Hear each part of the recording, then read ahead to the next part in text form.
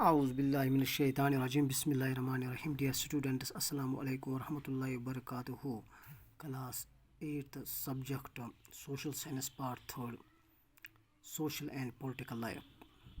میرے بچوں، آج ہم سوشل سائنس کا پارٹ 3 سیوکس پڑھنے جا رہے ہیں، یعنی سوشل اینڈ پولیٹیکل لائف. اس میں جو ہمارا پہلا چیپٹر وہ ہے دا انڈین کانسٹیٹیوشن. آج ہم اس کا جو ٹاپک پڑھیں گے اس میں وہ ہے why we need a constitution. کیوں ہمیں ضرورت پڑتی ہے کانسٹیٹیوشن کی. سب سے پہلے ہم دیکھیں گے کہ کانسٹیٹیوشن کیا ہوتا ہے. A written document in which we find the rules by which a society would function is called constitution. Constitution ایک قسم کا یعنی یہ ایک ریٹن ڈاکومنٹ ہوتا ہے، یعنی ایک تحریری دستاویز جس میں یہ رولس لکھے جاتے ہیں. رولس ہوتے ہیں کہ کس طرح سے ایک سوسائٹی کو کام کرنا ہے، کس طرح سے ایک سوسائٹی قانون کے مطابق چلیں گے. یہ ایک آئین میں لکھا ہوتا ہے کہ کس طرح سے وہاں کی حکومت ہوتی ہے، کیا قائم میں کون حکومت کر سکتا ہے. یعنی کسی ملک کے آئین میں یہ لکھا ہوتا ہے کہ یہاں کی جو حکومت ہے وہ ایک راجا چلائیں گے، یعنی راجا کے بعد اگر راجا مر جائیں گے تو اس کا بیٹا رول کریں گے. اور کسی کے آئین میں، کسی ملک کے آئین میں یہ لکھا ہوتا ہے کہ یہاں کی جو حکومت ہوتی ہے، حکومت کی باغ دوڑ ہوتی ہے، وہ یہاں کے لوگوں کے ہاتھوں میں ہوتی ہے، یعنی یہاں کے لوگوں کے ہاتھوں میں ہوتے ہیں، جس کو ہم ڈیموکریسی بھی کہتے ہیں. اور کسی ملک کے آئین میں یہ لکھا ہوتا ہے کہ یہاں کی جو حکومت ہوتے ہیں وہ مٹھی بھر لوگوں کے ہاتھوں میں ہے. یہ آئین میں لکھا ہوتا ہے. آئین ایک یعنی بک ہوتی ہے جس میں یہ سارے چیزیں لکھی ہوتی ہیں. Constitution tells us what the fundamental nature of the societies. اس کے علاوہ کانسٹیٹیوشن ہمیں یہ بتاتے ہیں کہ جو فنڈامنٹل نیچر ہیں سوسائٹی کے وہ کیا ہیں، یعنی کس طرح سے لوگ کیا سوچتے ہیں، کیسے سوچتے ہیں اور لوگ کیسے کام کرتے ہیں. یہ بھی اس آئین میں لکھا ہوتا ہے.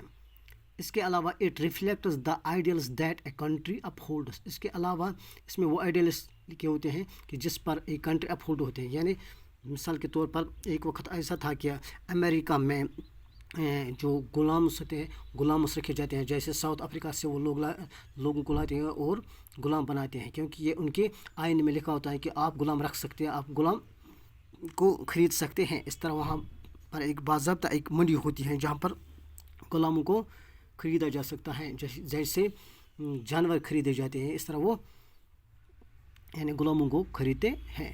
یہ ایک وقت ایسا ہوتا ہے، یعنی اس وقت وہاں کے قانون میں یہ لکھا ہوا ہوتا ہے.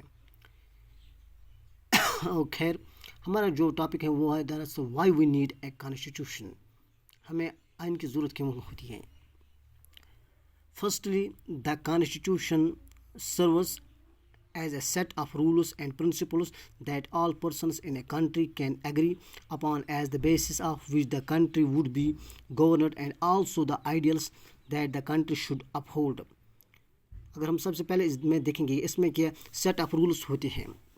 رولوں سے ایک کتاب بنائی جاتی ہے جس میں یہ لکھے ہوتے ہیں کہ کس طرح سے ایک کنٹری چلیں گے، کہ کنٹری میں رولس کیا ہوں گے. یعنی مثال کے طور پر اگر کسی قانون میں یہ لکھا ہوتا ہے کہ اس ملک کی جو عورتیں ہیں وہ گاڑیاں نہیں چلا سکتی ہیں. مثال کے طور پر اگر ہم کچھ سال پہلے دیکھیں گے کہ سعودی عربیہ میں یہ قانون ہوتا ہے کہ وہاں کے آئین میں یہ لکھا ہوتا ہے کہ یہاں کی جو عورتیں ہیں وہ گاڑی نہیں چلا سکتی ہیں. تو وہاں کی عورتوں کو یہ حق حاصل نہیں تھا کہ وہ گاڑی چلا سکتے. اگر انہوں نے گاڑی چلائی تو ان کے خلاف باضابطہ ایکشن لیا جاتا ہے. تو اسی طرح جو بھی آئین میں لکھا ہوتا ہے اسی کے مطابق وہاں کی جو سوسائٹی ہیں وہ کام کرتی ہیں اور وہاں کی حکومت جو ہے وہ چلتے ہیں، کام کرتے ہیں. اس کے علاوہ secondly the constitution defines the nature of political system. اور یہ ڈیفائن کرتے ہیں کہ وہاں کا جو پولیٹیکل سسٹم کا نیچر ہے وہ کیا ہے، یعنی کون حکومت کر سکتے ہیں. اگر وہاں کی حکومت یعنی راجا کے ہاتھ میں ہوتی ہیں تو راجا کے مرنے کے بعد اس کا بیٹا یہاں راج کریں گے. اور کسی کے آئین میں یہ لکھا ہوتا ہے کہ یہاں مٹھی بھر لوگوں کے ہاتھوں میں यहाँ का निज़ाम होगा, और कहीं पर ऐसा होता है कि वहाँ पर डेमोक्रेटिक सिस्टम होते हैं। मिसाल के तौर पर all democratic countries are likely to have a constitution, but it is not necessary that all countries that have a constitution are democratic. मिसाल के तौर पर यहाँ लफ्ज़ आया है डेमोक्रेटिक बना है दो वर्ड से, यानी एक तो डेमो मीन्स यानी पब्लिक, और दूसरा है क्रेसी मीन्स रूल यानी राज, यानी यहाँ का जो राज होता है वो लोग चलाते हैं, यानी लोग हुकूमत बनाते हैं, वोट देकर हुकूमत बनाते हैं तभी वहाँ हुकूमत चलती है। तो यहाँ पर लिखा है कि जहाँ पर भी all democratic countries are likely to have a constitution, जहाँ पर भी डेमोक्रेटिक किस्म की गवर्नमेंट होती है वहाँ पर कॉन्स्टिट्यूशन होता है, ज़रूर कॉन्स्टिट्यूशन होता है। But it is not necessary, लेकिन ये ज़रूरी नहीं है that all countries that have a constitution are democratic, कि वो सारे कंट्रीज़ जहाँ पर कॉन्स्टिट्यूशन होते हैं वो डेमोक्रेटिक होते हैं, क्योंकि बहुत सारे मुल्कों में डेमोक्रेसी नहीं होती है, वहाँ राजाओं के हाथों में हुकूमत होती है या वहाँ मुठीबा लोगों के हाथों में हुकूमत होती है। इसलिए हर कोई मुल्क जहाँ पर कॉन्स्टिट्यूशन होता है वो ये ज़रूरी नहीं है कि वहाँ पर डेमोक्रेटिक फॉर्म ऑफ गवर्नमेंट है। For example, Nepal's earlier constitution stated that the country was ruled by the king and his council of ministers.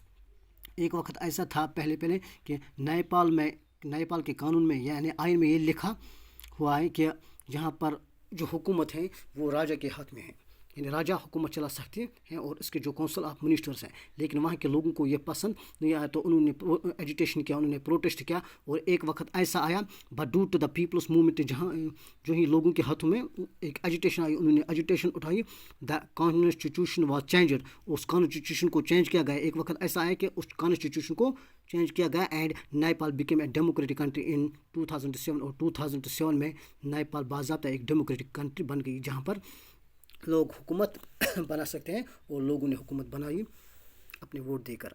मेरे बच्चों, ये हैं why we need a democracy. Thanks.